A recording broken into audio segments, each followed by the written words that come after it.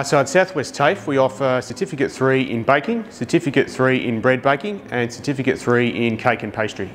There's a really broad range of aspects to learn whatever course, so everything from OH&S and food safety through to mixing bread doughs and pastry doughs, through to processing a broad range of products, and then obviously baking them and finishing them for the customer.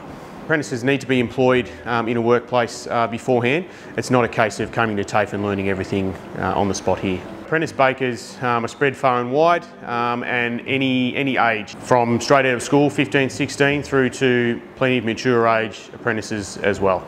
The bakers tend to learn a lot in the workplace, and then TAFE provides some gap training where certain products and techniques aren't used, so we can decide what needs more work, what needs more attention, and then we can get the apprentice on site here and have some practice and have some training to improve those areas. Each apprentice is seen in the workplace 3 to 4 times a year.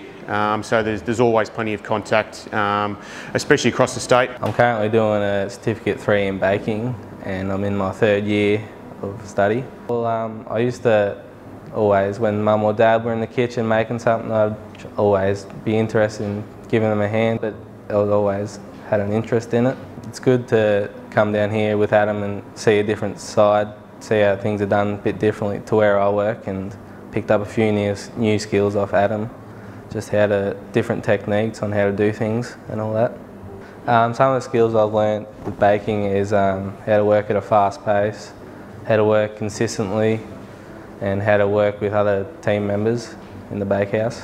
My brother is a baker too. I knew the owners of the bakery in Camperdown, the Loaf and Lounge, pretty well, and I was lucky enough that they put me on.